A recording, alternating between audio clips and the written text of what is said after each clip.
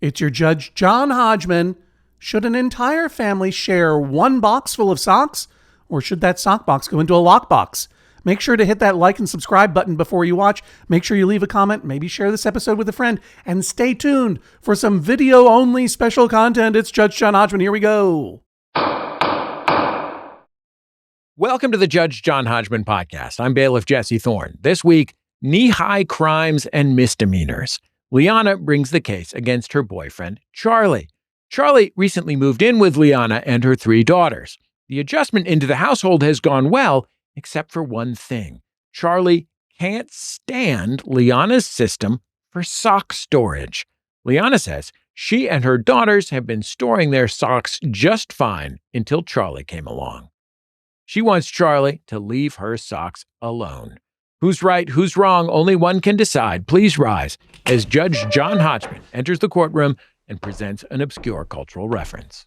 The body looks like a skeleton wrapped tightly in hairless skin the brown of a roasted turkey. It gleams with a glaze of ice that is left undefrosted to protect it. Black lines on its back and ankles appear to be tattoos. Its mouth is frozen in an expression that displays a few worn, chipped teeth. This mouth, which is roughly 5,300 years old, is perhaps the most spectacular archaeological pie hole of the late 20th century. Bailiff Jesse Thorne, please swear them in. Liana and Charlie, please rise and raise your right hands. Do you swear to tell the truth, the whole truth, and nothing but the truth? So help you, God or whatever. I do. Do you swear to abide by Judge John Hodgman's ruling, despite the fact that we're on the Judge John Hodgman road court tour? He is wearing probably gross cotton socks instead of cool merino wool socks like me and our engineer, Matthew Barnhart. I do. So they're probably super stinky. Judge Hodgman, you may proceed. How dare you? Probably. I haven't sniffed them. Well, maybe we need to make that part of our pre-show ritual. Sock So sniff? you will eventually apologize to me. A sniffing circle? That's exactly right. But look, I wear clean socks every day. But you're absolutely right. The woolen socks, you don't have to change them every day. And probably are more efficient for touring for that reason. We're here to talk about socks. We're here to talk to Charlie and Liana. They're not here to sniff our socks. They're here to answer a simple question. Charlie and Liana, you may be seated for an immediate summary judgment. In one of yours favors, can either of you name the piece of culture that I referenced as I enter the courtroom? Liana, why don't you go first? I cannot think of an old pie hole reference. But It's not. I added the word pie hole. Oh, it was a good ad. Yeah, but the rest of it was quoted directly. I'm going to give you both a hint here from a 2003 article in Smithsonian Magazine, if that helps. I'm going to go with it is an archaeological article by an archaeologist. Oh, would it be in Smithsonian Magazine? Did I give the game away? From the Smithsonian Magazine, the article was in a 2003 edition. I love the way you play, Liana, but I'm going to say this. One of you's got to name the thing that this article is about, or else we got to hear this case. All right, I'm going with woolly mammoth.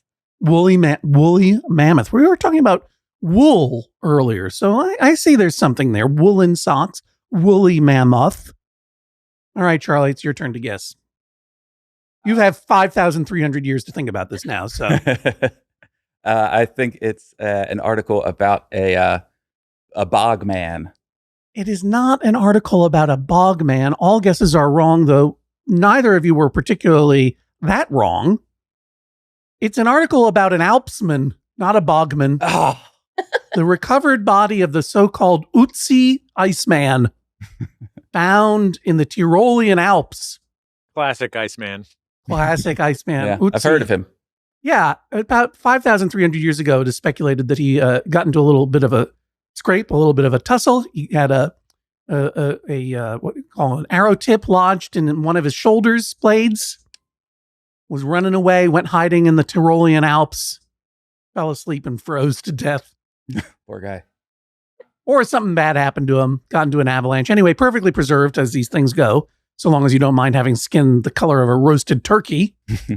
until it was discovered by a couple of hikers in 1991. Now, why am I talking about this Ötzi Iceman? Well, because thinking about socks, I went back to revisit one of my favorite things I've ever found. And even though I've been to Toronto many times, it's so magical I refuse to see it in person.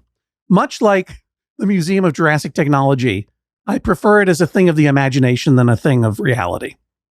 I can't help but feel I will be underwhelmed or disappointed on some level should I visit that magical Museum of Jurassic Technology in Los Angeles, or if I should visit the Bata Shoe Museum in Toronto, which has been a museum of shoes for decades now, founded by the daughter-in-law of the founder of the Bata Shoe Empire.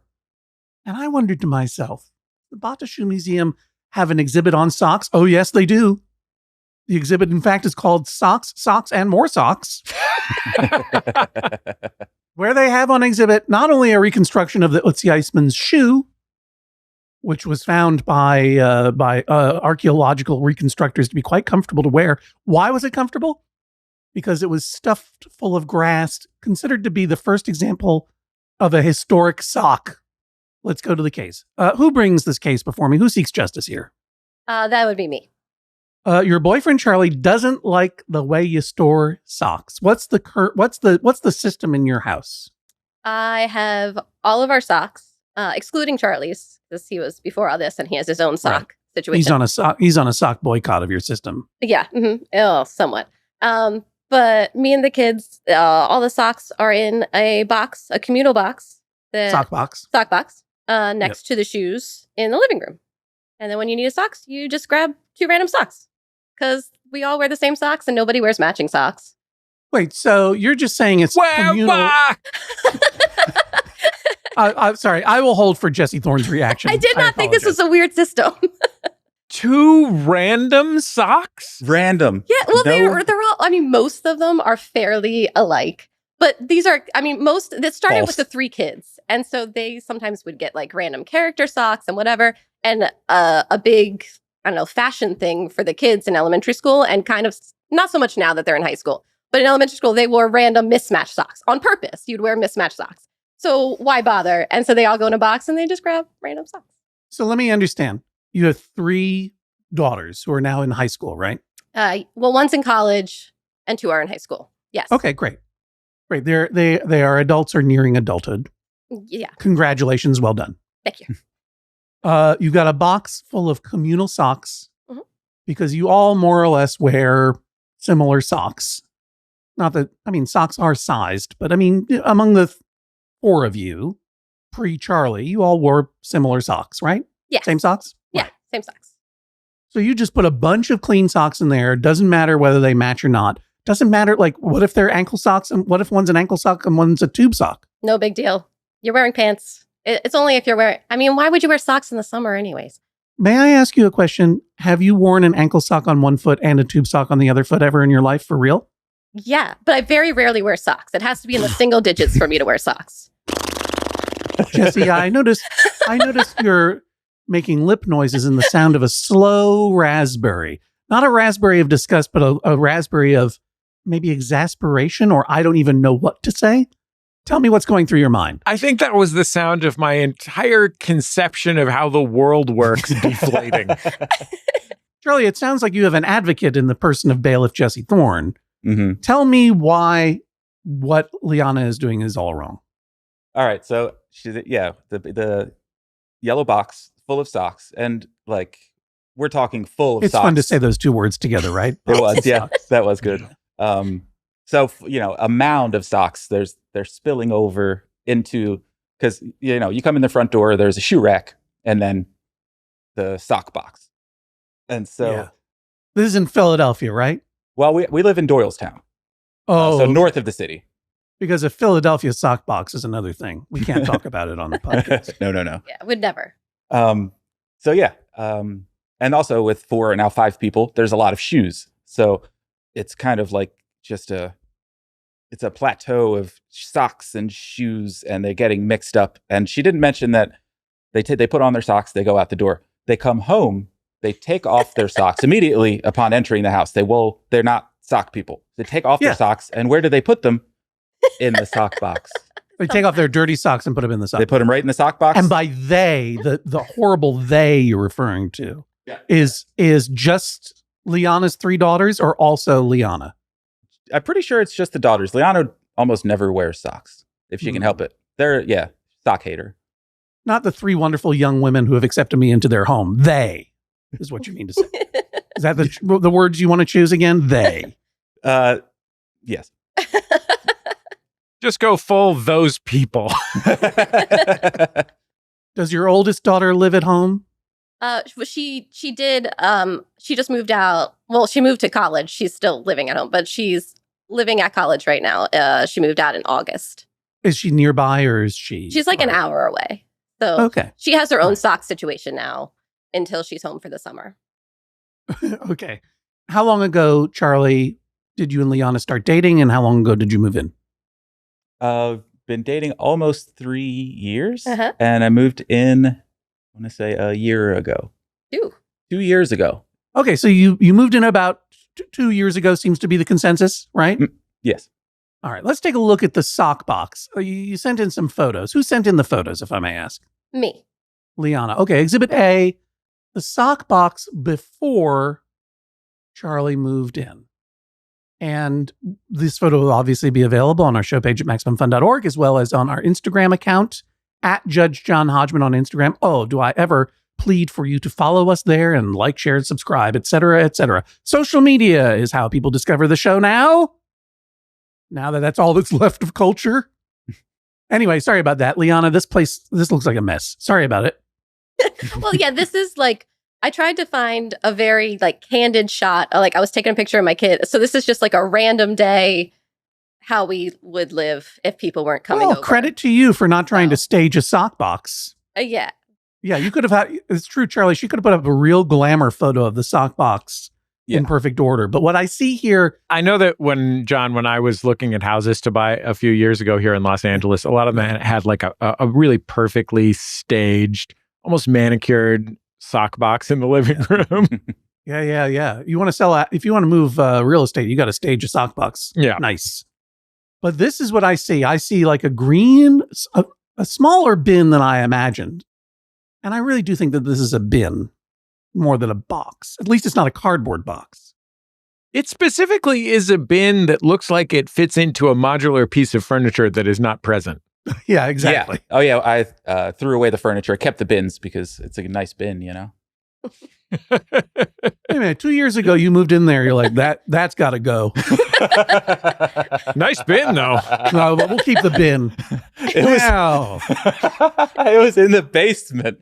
Where can I put my unsightly milk crate and my wrapped 12-pack of bottled waters? The other things that I see in here, are those your possessions, Charlie, or are they also part of the general decorative scheme of Liana and daughters? That was there when I got there. Yeah, that was there when you got there. That was the shoe crate before Charlie built us a shoe rack. We had a milk crate for shoes and a bin for socks, which sounds weirder out loud. And then waters, yeah. And then waters. I mean, look, at that time before Charlie moved in, had you been living by yourself for a period of time? I mean, by yourself as the only adult in the house? Yeah. And 3 kids who are in and out all the time. Yeah. So. I mean, we're all doing the best we can. Can I ask, is this setup, you said it's in the living room, is it proximate to the front door? And I mean, I want to be clear. I'm asking this I've received many emails informing me that I'm a horrific monster because I typically wear shoes in the house. But is this by the front door? Because I noticed that there is white or off-white carpeting. Yeah, it's directly to the left of the door. Yeah, when you walk in, right there on the left. Yeah. It's wall-to-wall carpeting. Which, it's very again, old carpeting. It's not my choice, but we're all doing the best we can. At the time you developed this sock bin and shoe crate system, you had 3 children who are even younger than they are now. I think you did a good job. But then we have the after photo. Now, honestly, who sent in this photo? Was it you, Charlie, or Liana? That's also Liana.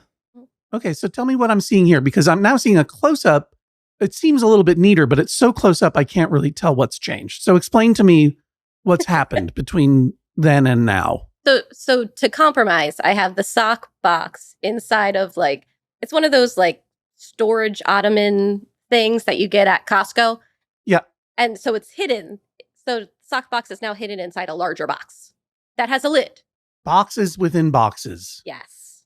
And next to the nice pile of socks, and there's some mushroom socks, and they look like cozy socks. Oh, yeah. Socks with mushrooms on them, socks with some blue flowers on them. Yeah, you asserted that these socks were all about the same. These are almost all colored and patterned socks. And they're very different thicknesses. Yeah. Yeah. Like it would be hard to pick a more heterogeneous group of socks. Yeah, Liana, I hope you don't take this the wrong way, but you got some motley socks. There's probably some support hose in here. I don't know. Mm-hmm.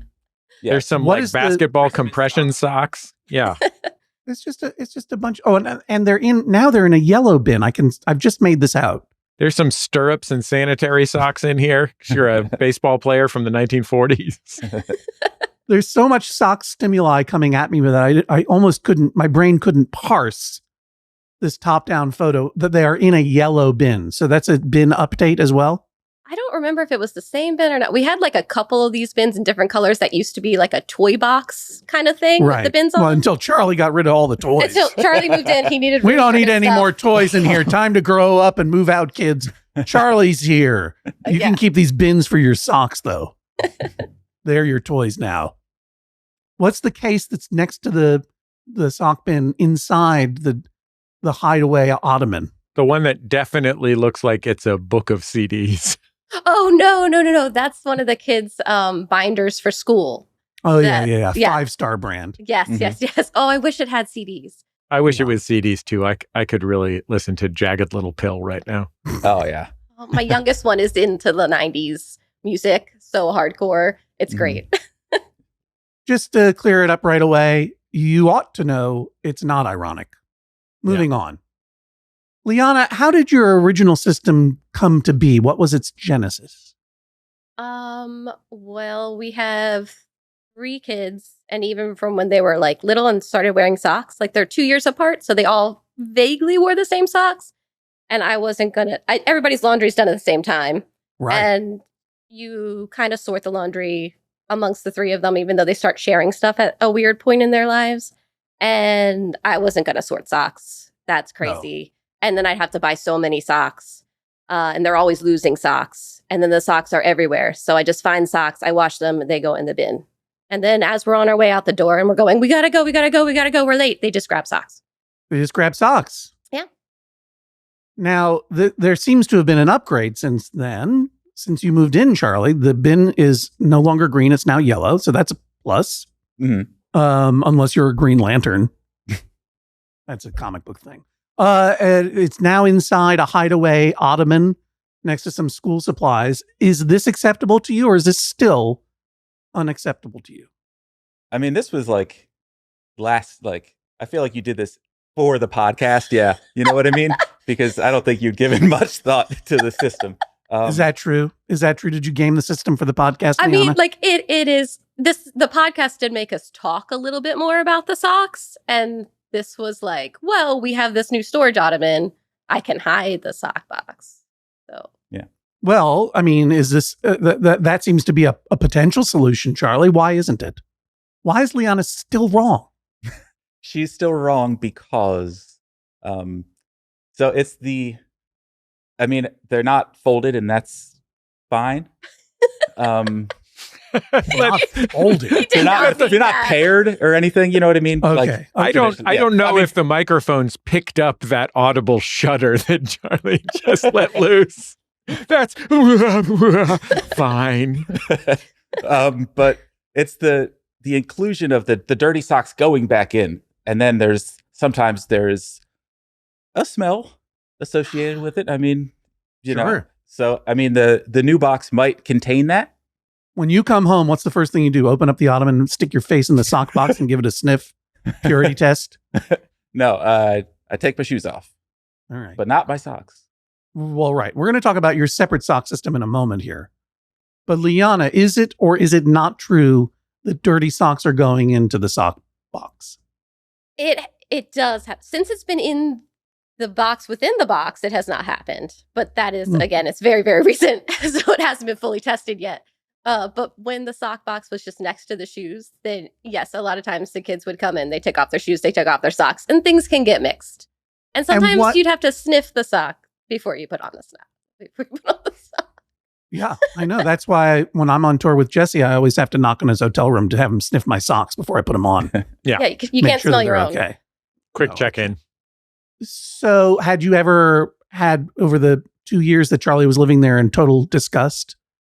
And before the hideaway ottoman came into your lives, did you ever tell the kids, please put your dirty socks somewhere else? Yeah, theoretically, they're supposed to put their socks downstairs, like in the basement, like there's like a landing area. They're supposed to put them there, and then they get washed when we do laundry. So you have a basement and the laundry's in the basement? Yes. And there's no hamper anywhere else in the house? I mean, there's hampers. Yeah, but like in their bedroom, but yeah, you're going to go upstairs and take your socks off? Why is that less reasonable than going to the basement to take your socks? I can't imagine a place I'd least like to take my socks off. Yeah, I can't imagine a place I'd least like to have bare feet. Well, no, you don't go into the basement. You just take them off and you throw them down the stairs. Oh, well, that's a game. Basement. That's fun. Yeah. And then you dump your marbles. Right? And ball bearings. Where's the basement door in relation to the front door? Maybe like, I don't know, 7 feet from it. Well, maybe too far to walk. 7 steps. Maybe.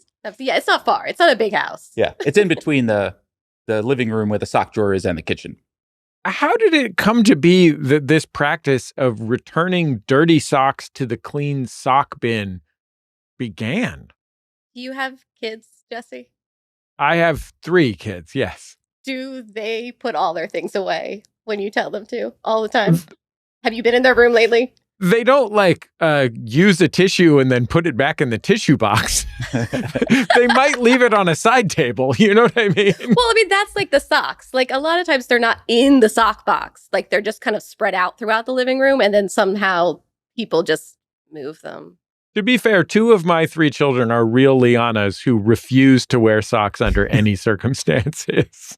Well, and this was what came up when I talked to the girls about this. And I was like, hey, can you not put your socks direct in the box when you get home? And they were like, why? Well, I bet they were thrilled to have that conversation. Yeah. Well, their mother's new live-in You're boyfriend. not my real dad! There's a bit of that. Fascist! This is why I listen to Rage Against the Machine! Their perspective was, why on earth would I not do this? So, Charlie, let's turn to your system then. What do you do with your socks, and what should we all do with our socks? So I walk in the door, shoes come off, the socks will stay on, and then I usually keep them on while I, putter around after work, go in the kitchen. I don't really like that feeling of bare feet on tile, because every little molecule, you feel. We have cats, so sometimes there's cat litter on the ground. How many cats do you have? 2 cats, Fish and Disco. Fish and Disco, good names for cats. Whose cats were they originally? They were. Well, Fish was there already. Yeah. You never saw Fish for the first 6 months. Yep. And then we Disco got we Disco adopted. when you moved in. Yeah. Okay, so all right, Disco was adopted by the 2 of you. All right, got it. And do either of them ever carry socks from room to room in their mouths? And do you have video of it that you can send me immediately? The dog occasionally will pick up a stray sock and worry it. Mm-hmm. We have various toys for that, but she loves a sock. Did I ask you if the dog carries socks around? Right? I'm Dogs sorry, Your carry Honor. things around all the time. Not impressive. I'm looking for cats carrying things around in their mouths from room to room. They can't just be worrying it or playing with it. They've got to be moving it around with purpose. I'm sorry to get upset about this, Charlie, but you misunderstand what I'm asking for here. Cats carrying socks from room to room. Yes or no? Don't wait for the translation. Yes or no? No. No. Okay. Thank you, Charlie. I appreciate it. All right. Wait a minute. So you come in, you leave your socks on because you don't want to walk around on cat dander and stray litter, of course. Sure. And when you do finally take your socks off, when is that in your routine? Usually later on in the evening. I usually when I go upstairs to change into my relaxing home attire. Soft clothes. Soft clothes is Paul and Janie Haddad Tompkins would say. Mm-hmm. Yep. Changing my soft clothes, put the socks in the hamper. Such a liar. Oh, you have been accused of lying. Tell me the truth, Liana. This happens. This happens sometimes. And yet, when I was perhaps somewhat staging the updated photo of the sock box within a bigger box, I had to clean up a little bit around it because I wasn't sure to take a wide angle or a small shot. And so I was cleaning up around it. There were quite a few socks I had to pick up. And the majority of them, I believe, were yours, Sir Charlie. What I meant to say is that I do occasionally take my socks off and put them on the ground wherever I am. Wherever you are, which could be near the clean sock bin or anywhere? Well, strangely enough, I never throw them towards the sock bin. I usually, they'll be, under the coffee table in front of the couch or sometimes under the kitchen table. And so then I gather up all the socks and I wash all the socks. And then all the socks that I have washed go into the sock box. And then eventually somebody's like, I have no socks. And I'm like, look in the sock box. Including Charlie's discarded under coffee table socks? Oh, yeah. Yep, she'll throw them in there. Well, why wouldn't she? You failed to put them away. You're not wrong. You want to get rid of the sock box altogether, Charlie? What's going on? Yeah, I would like a sock box less life. Feel like it. Even though you have benefited from it. Yeah, I would take that hit. You have, because what happens to the socks that you strangely discard underneath the coffee table? You're right. Unless Liana comes and cleans them up for you. I mean, I do occasionally. I clean my own socks too. I'll do a run. You do. On laundry day, I'll go and gather my socks. Uh-huh. Because I don't know what's clean and what's dirty over there. I couldn't be. You just wash them all. That's true, Charlie. I mean, it seems like you're giving yourself extra work by, dare I say, segregating your socks and punishing the socks that don't belong specifically to your feet. You could just wash all the socks and then you could fold them up and put them away. You could be getting rid of the sock box yourself simply by making this your chore rather than taking or being taken to an internet court. How do you respond? I don't wanna. Once again, I appreciate your honesty. Yeah. Well played, Charlie. Well played. I do acknowledge your honesty there. Liana, have you ever considered matching socks? No. Why? No. The only time I do that is if I'm doing like Charlie and my laundry, and like his are so easy because they're like the same socks. So I'll do his sometimes if I have time. But I honestly, what is it? Who's seeing your socks? Who cares? Well, okay.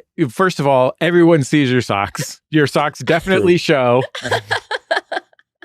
Pants don't magically extend when you bend your knee. They lift and show your socks. So I'm going to dismiss that line of argument. It's absurd. And you know that. Don't try and fool me. What I mean is not pairing the socks that you already have, but what if you went to or ordered online actual matching socks? So let's call them navy blue socks, right? The classic, simplest sock to wear. Or if we're talking about athletic socks, just white tube socks. And that way the socks would always match and be ready. You wouldn't have to pair them. You could just keep them in a bin and also probably do something about the gross dirty ones. But let's leave that apart aside. But that'd be so sad. You wouldn't get to wear like the cool like Teenage Mutant Ninja socks. Or what about the Totoro socks? Or sometimes you want fuzzy socks. And or sometimes you want a crossover event. Exactly, right? Yes. Like if we have to wear socks, they should be fun socks. Do the other members of your family resent socks as much as you do, Liana? I don't know. I think I might have raised them to. They're not it might have fans. rubbed up. I mean, my middle daughter has kind of taken to trying to segregate her own socks. Like she does her own laundry now. And she has insisted I buy her own socks, which are very boring and plain and easy to match. Even though, again, hers still end up various places and then washed and put into the communal sock box because I'm not separating them. So let me ask you, in the light of that, I mean, if the sock box system were perfected, right, and there were no dirty socks going in there, and there were only ever clean socks for the kids and your beloved Liana to grab and mix and match however they like. But there were no dirty socks going in there. There were no socks outside of the sock box. And meanwhile, you were policing your own socks and they were in a completely different sock ecosystem. If it's a completely separate system, if the streams never cross and the sock box is working the way it's designed to work by only housing clean socks and all the dirty socks go into the basement or whatever, and you never have to touch them or think of them or see them, is it still going to bother you that there is this sock box? Are you as upset about this as Jesse Thorne is? So if I would be fine with the sock box existing under those conditions, it's really like the dirty socks kind of, like a bad apple spoils the bunch. It's just now you have less than 100% clean socks, which is, I don't know how to deal with that. And even if that ottoman is closed, you know that there's one adulterant sock in there at least. Oh yeah. And it haunts you all day long? Mm-hmm. I see. It's important for Liana to focus on stanking up the shoes directly without the intermediary force of the socks. Yeah. You mentioned I'm not Liana. like running. You mentioned, Liana, that I believe it's your middle daughter who is now asking you to buy matching socks for her, right? Yes.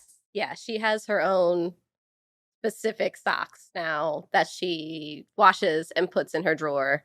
But she's doing it on her own. Yeah. Oh, yeah. Which I'm fine with. I mean, She's you're taking She's care developing of it. her own system. She is. Yeah.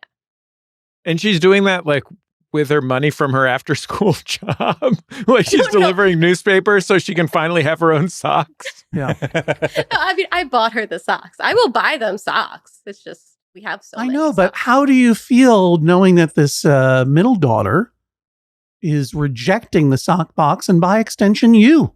She is the middle daughter, so I expect it.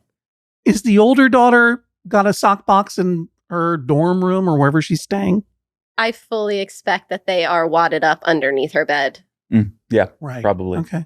And does the younger daughter resent the middle daughter for having socks that match? I think the youngest daughter usually wears the mismatching socks. Mhm. Like, I feel like she's the biggest proponent of that. Yeah. Yeah, she's So- very free and easy with sock choosing. Yeah. How does the middle daughter feel about you throwing her clean socks into the sock box if she doesn't put them away herself? Oh, she gets annoyed by it when she finds them in there. And then I go, well, how do you think they got there? And then she just walks away. Charlie, Liana and her daughters have lived with the system for years. You're not being forced to participate. And you're in a delicate position as a relatively new member of this household. Why are you making this a conflict? What does it mean to you?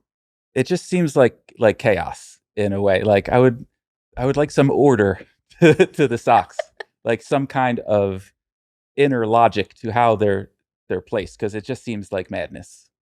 Liana, how big of a home is this? It's not very big. It's a townhome with a basement and 2 stories. Charlie, I mean, you're in a world that is dominated by 4 people who have lived there for a long time and share what is arguably a very close bond, mother and daughter. Do you feel like there is nothing in this house that you can control? No, I do not. I don't feel that. It's weird way. because there isn't anything you can control in this house. I don't Yeah. know why you don't feel that way. You're very right about that. Yeah, maybe I just would like a little bit of control about this, this little area. How have you expressed your frustration with the sockbox system before coming on this podcast? I would bring it up to them. Did you hold a big family meeting? You turn your chair around and sit down, Yeah. get them all to sit in front of you and say, all right, Charlie's here. There are going to be some new rules. Yeah. No, they would come home, tear their socks off, throw them in the bin, and I would say, "Hey, could you guys put them in the basement or upstairs?" And they would say no. Yeah. And that was pretty much it. I couldn't really push too much. My position is delicate, as you said. What's the mood like in the house? How does how your daughters feel about Charlie living there, if I may be so blunt, Liana? They love Charlie. There was an adjustment period of of me being at work. Why? I can't imagine why. Right. Getting phone calls of Yeah. Charlie said that I should do the dishes. And he's mad because I didn't do the dishes. I was like, well, I mean, he's allowed to ask you to do adult things. That's all right. But I think like they've come around to it, and it seems fine. But The middle one took about a good 9 months of Again, like middle solidly child. bullying me. But I think I won her over. How would she bully you? I want to know. She was just like, she was mean, you know, in the way that like Yeah. 15-year-old girls can be mean, Yeah. like that. How is it that you came to move in? Liana, did your daughter say, please, Mom, we want a weird dad, the weirdest possible? I mean, kinda. I mean, that was their qualification for any guy I brought into the house. Yeah. What But was it? no, I mean, he was living in Philly, and that's like kind of far. And then his lease Yeah. was going to be up, and he was already over a lot of the time. And we loved How him did so you much. meet? I thought he was breaking into a dog store. Yeah. So we worked. Oh my we used- gosh. Wait, say that sentence again. I don't want, not for the edit. I just want to hear it again. I thought he was breaking into a dog store. And so I thought called the He was store. breaking into a dog store, so I called the store. Go on. All right, I'm listening. Do you want to start it out? So we worked across the street from each other in a shopping center, and I worked at a pet store that specialized in dogs. And sometimes, like at 8 at night, they would have. Also known as a dog store. Yeah. Well, it's not a pet store. It's just but okay. No, I understand. Okay, Yeah. so you've already eliminated one of the two of you. So if Liana, you didn't work at Hot Dog on a Stick, I'm going to be really bummed. If two people fall in love across the street from each other in a shopping center, one of them's got to work at Hot Dog on a Stick. Oh, and they did have wiener dogs at their dog store. That's Oh. true. Yeah. And so there's late nights where there would be a dog, like a class going on with a trainer, and I would just be minding the register and not really doing anything. So I started to bring my guitar, and I would go outside where there was no one out because most of the stores were closed, and I would just play my guitar by the front door, and then So Charlie's out there doing his dog store busking, and you notice him how, Leon? We were closing, and no, there were no customers in because we thought we were the only store open that late. And it was like and empty. also the internet. Yeah. It's Monday night, and it was dead. And my friend who was closing with me was like, "There's a man standing outside the dog store playing guitar," and we were very confused because we were like, "This is the worst place and time to be busking. Like, there's no people, there's no foot traffic," and we were bored, so we opened the door and we sat on the bench outside our store and listened to him play, and then clapped for him. And then he went inside the dog store, which we thought was closed. So we were like, did that man just break into the dog store? Right. We're like, this is the weirdest. He plays a song and then breaks in. Like the weirdest. There's an burglar. itinerant Yeah. troubadour who is living in the dog store and occasionally coming out to play. What song did he play? Do you remember? I have a little video clip, but no, it was a country song. yeah, I think it was probably like a Lefty Frizzell song or something. Yeah, we're going to need that video clip right away to put on our social media. Okay, Sorry. I will send that along. This meet cute is going to get blown up. That's an incredible story. Because we I took a love video that 'cause story. we didn't think anybody would believe us that this was happening, and then we were like, well, we better save this Right. for the police, possibly. Right. Yeah. I think I've heard everything I need to in order to make my decision. I'm going to go in my chambers. I'll be back in a moment with my verdict. Please rise as Judge John Hodgman exits the courtroom. Liana, how are you feeling about your chances right now?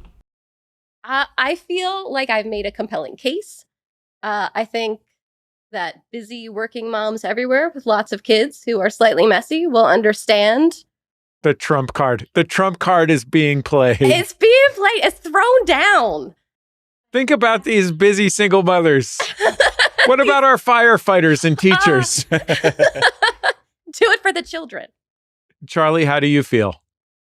I'm kind of 50-50 because I know it can kind of go either way with weird dads and their weirdies, you know. But I think I made some good points. I think the central tenet is strong, you know, and I'm open to compromise. We'll see what Judge Hodgman has to say about all this when we come back in just a moment.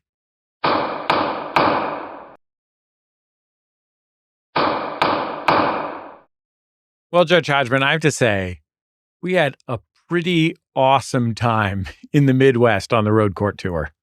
Baby kangaroos. Can we talk about baby kangaroos for a second? Okay, so we went to a petting zoo in a mall outside of St. Paul, Minnesota. That's right. This is a petting zoo recommended by many listeners of Judge John Hodgman to me. We had to carve out a special block of time in our travel schedule to make it there. It was pretty tricky. We had to get up early on a day when we went to bed at 1 o'clock in the morning in order to make it there in time and then make it to the theater in time. It could not have been more worth it. You'll have to follow our social media feeds to find out all the different animals that I petted there. But let's just say that one of them was the world's largest rodent. I had left my phone number at this place just because I was like, if anybody wants free tickets to the show tonight, I had such a great time. I'm glad to give anybody. The people there were so sweet. If anybody wants free tickets, you're welcome. Yeah. Terrific people over there at Sustainable Safari in St. Paul. I get a text. I look at my phone. It says, "Hi, this is Melissa. I coordinate the healthcare at Sustainable Safari, where you were earlier today. I have some baby kangaroos living at my house. Would you like me to bring them by?" I was like, I'm like, tonight? Question mark, question mark, question mark, question mark. So I was like, I mean, yes, I don't mean to speak for everyone else and the theater, but yes, definitely yes. Yeah. We checked in with the people at the Fitzgerald. They said, as long as someone is with them all the time, as long as they're not loose. Yeah. They gave the kangaroos their own dressing room. Thank you to the Fitzgerald Theater in St. Paul for this as well. They checked in with their house dog, Vienna the dog. That's right. One of the cutest dogs on Instagram, Vienna dog, at Vienna dog. The sweetest dog in the world. Everybody was okay with it. So we brought those baby kangaroos on stage with us in St. Paul. Oh my gosh. And we got to hold them. Probably the highlight of my tour, indeed, perhaps the highlight of my touring life with Judge John Hodgman, was the moment when they placed the little papoose of baby kangaroo into our producer Jennifer Marmer's arms.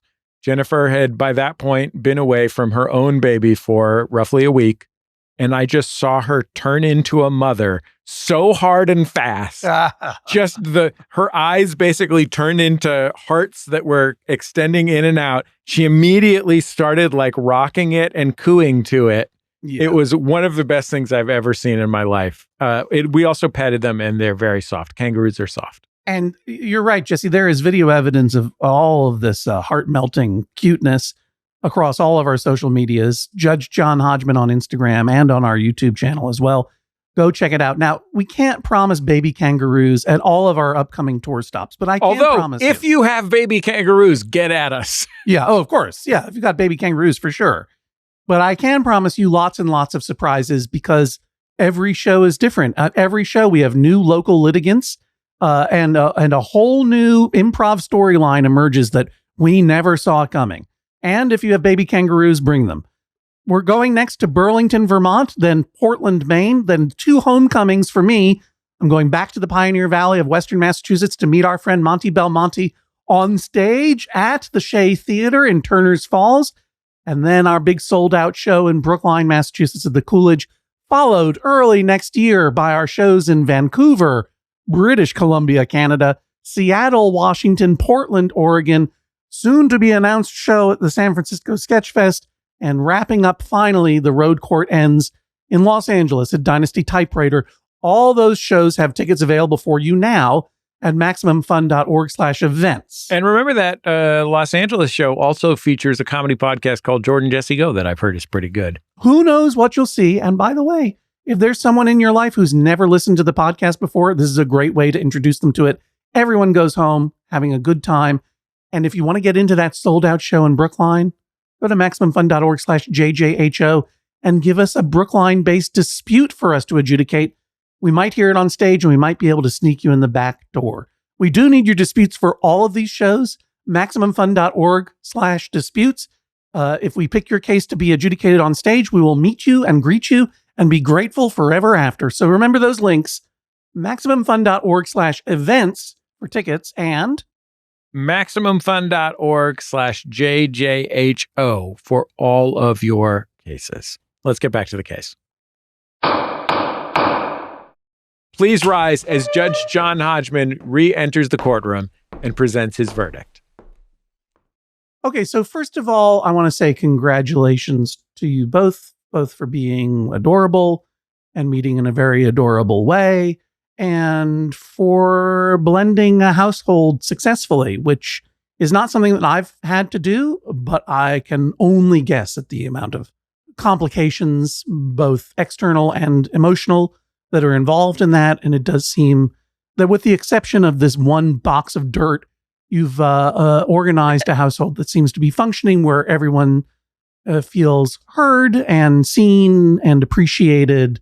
I mean, you know, what you're asking is a challenging thing here, Charlie, because you are entering a world that is not your own initially. I mean, you've been there for 2 years, but even though everyone loves Charlie, that's what I hear anyway, you know, like, to start laying down the law in an established household where you are the outsider is, some people could do it a lot less delicately than you did. And some people can be real jerks or whatever about it, putting a strain on the family. And it doesn't sound like that has happened here. That said, what has happened here is that you have discovered something that perhaps you didn't know about yourself, which is that you are tidy. You said, I didn't think I was being particularly precious about these things. I didn't think that would describe me before and this is a direct quote from you, before I moved into this Doylestown townhome, dirtier than the dog store I used to live in. It's a direct quote. I used to live with dogs, but nothing prepared me for the feral lifestyle of Liana and her 3 daughters. That's a direct quote from you, Charlie. I don't know if you remember saying that, but we can play it back if you want. But I mean to say, only, obviously you didn't say that, but it's like, you know, like when you live alone or when you live an entwined and entangled life with a partner for a long time, you develop your own sense of what's tidy, what's messy, and what's not. And that can be very different to someone who just enters your home all of a sudden and they say, oh, you know what? It smells like cat pee in here. You remember how we were talking about how we have a cat, and it is my constant terror that people can smell this cat's pee and we can't. Do you know what I mean?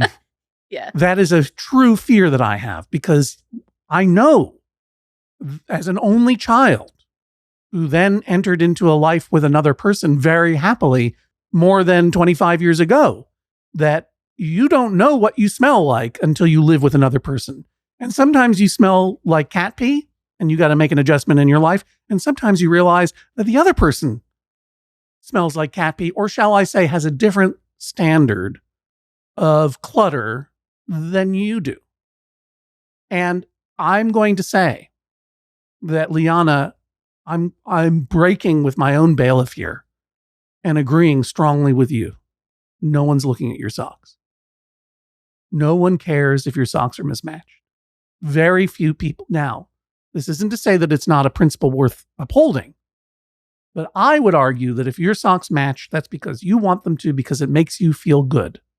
I would not feel good walking around with one Teenage Mutant Ninja Turtles tube sock on my left calf, shapely calf, I might say, and a Roblox ankle high on my right. I would feel bad about myself. I would feel uncomfortable. I would feel it. But I agree, only a few people would really notice, especially if you're a child. Actually, I take it back. In fact, the children are more likely to be judged for their wardrobe choices than adults, because children are, at least socks, that is, because children are often wearing shorter pants longer into their lives than adults do. And so people do see those socks, and people will look at those mismatched socks, and they won't judge the children. They'll judge, unfortunately, the mother most of the time, or the parent in general. But for adults, no one cares. No one's thinking about you the way you think you're thinking about you, unless it's Charlie and he's just moved in and he's seeing things a different way. All of which is to say that I think that your sockbox solution as a system in theory is absolutely fine. I think it's a good idea, or a good streamlining for your laundry situation. Have clean socks available for going out, especially if your kids don't like to wear socks in the house, and that it's fine for them to be mismatched. Because honestly, who should care? And if people are looking at your kids, you're saying it's a trend in their school, so they look cool there. But if there are adults in the world who are looking at those mismatched socks, going like, I don't think their parent is doing a good job, then they can go. Then they can go suck a soiled sock. Yes, thank you. Then they can go suck a soiled sock. Thank you very much, Bailiff Jesse. Because what you're doing is you're providing clean socks for your kids. They know they're cared for, and it's a system that works until it doesn't. Now, you have to admit that the system has not been working. If dirty socks are going into the clean sock bin, here I must side with Charlie. The system that works in theory that doesn't work in practice needs to be fixed. So again, I think in theory, the sock box works. In practice, however, we all must acknowledge that it doesn't. Charlie and you are now melding lives, have been for 2 years. And it's important to respect each other's standards and patterns of cleanliness and tidiness, 2 different things. It's also important to keep your mind open to when someone says there might be a better way. And in this case, I do think that your sock box idea, good as it is not yet been perfected.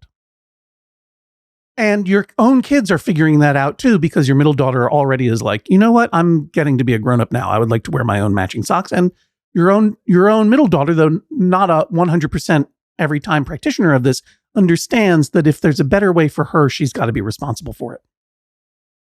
And she has to do her own laundry. And if she doesn't, it goes into the box. Also very good. But the fact that dirty socks are going back into the clean sock box, that means the project is not working. And I would say that there is a very simple solution. Obviously, the idea of putting a dirty sock bin next to the clean sock bin, it's intriguing. You could give it a try. I bet you it wouldn't work because it's too close. Once, socks get thrown. And also socks move on their own. We all know this. We've all lost socks in the dryer. Where are they going? I would say one solution is, 7 steps to the basement door doesn't feel like a long way when you're coming in the door. But if you're coming into the door and you want them to take their socks off, it's got to be right by the door, even closer than the clean sock box. Maybe set up a little place to sit down, take off your shoes, put your shoes on the shoe tree that Charlie created. And Charlie, why don't you build a dirty sock box in there? Not in the same ottoman. Everyone knows that socks mixed in the same ottoman never stay apart. That's a saying. But there's an even simpler solution. And one that I would encourage, nay, order, that you undertake in your house. Charlie, I appreciate that on an intuitive level, the chaos in the sock box upsets you. In the same way that it upsets Jesse Thorne, and me, though to a much lesser degree. And I would say that there's such a simple way for you to resolve this issue in your home and live up to the incredibly charming dog store busker that you started out as. A superhero, if you will. A romantic comedy lead. Just you take care of the socks, dude. Just make socks your thing. Make socks your thing. Grab them, clean them. Fold yours, sock box the others.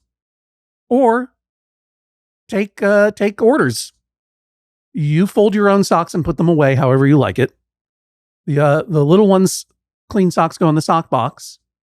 And perhaps you even go so far as to separate, wash, fold, and present back to Liana's middle daughter her clean, paired, navy blue or whatever matching socks they are. And then you're not on a podcast. You're in the not quite stepdad Hall of Fame, which is a better place to be than a podcast, let me tell you. So my order is, and I'm not sure who's winning this one or not, because I can't do all the math, because my brain doesn't work that way anymore. But I love the sock box. But Charlie, if it's broken, you got to make it work. This is the sound of a gavel. But sock. Judge John Hodgman rules, that is all. Please rise as Judge John Hodgman exits the courtroom. Charlie, how are you feeling? Well, I feel like I got some spiritual a spiritual victory, but I'm gonna I just kind of, now I got to do the laundry. I feel like I lost. Don't worry. Laundry is one of the easiest and most satisfying of chores. Liana, how are you feeling? I feel very good. I think he made very good points. I feel vindicated somewhat. And I'm very excited for you to become like Zen with the socks. I will do my best. Thank you, guys. You're a joy. Yeah. Thank you. Thank you. Another Judge John Hodgman case is in the books. Before we dispense some swift justice, our thanks to Redditor M.K. Becker for naming this week's episode Knee-High Crimes and Misdemeanors. Join the conversation over on the Maximum Fun subreddit. That is maximumfun.reddit.com if you want to name a future episode or just see all the great ideas that people post. Or chat about this week's episode. There's always a good chat about every episode. Evidence and photos from the show are on our Instagram account. That's at Judge John Hodgman. Follow us there. You can also find them on the web page for this week's episode. You can find us on TikTok and YouTube at Judge John Hodgman Pod, where in addition to content from the show, there's all kinds of cool other stuff as well. How about share a clip from the Judge John Hodgman podcast on TikTok or on Instagram. We really appreciate when you tell somebody about the show.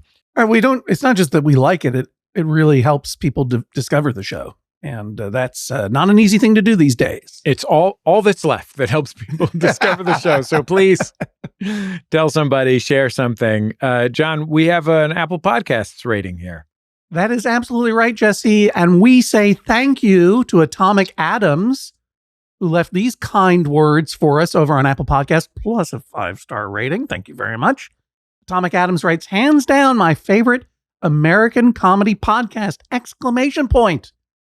Atomic Adams also says they love the community that is built up amongst the commenters on YouTube and Instagram.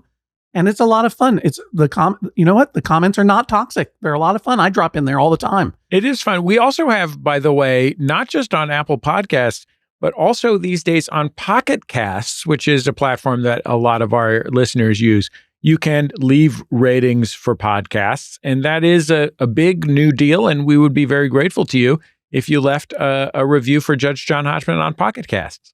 And if you're listening on Spotify, you can leave a comment on individual episodes now, and that also helps people discover the show. But you know what also helps people discover the show? Talking about it. Tell a friend today about the Judge John Hodgman podcast. Makes a big difference to us. Judge John Hodgman, created by Jesse Thorne and John Hodgman. This episode engineered by Jay Powell at Philly Podcast Space in Philadelphia. Our social media manager is Natty Lopez. The editor, AJ McKeon. Our video editor, Daniel Spear. Our producer is Jennifer Marmer. All right, let's get to swift justice, where we answer small disputes with quick judgment. Here's one from SZ.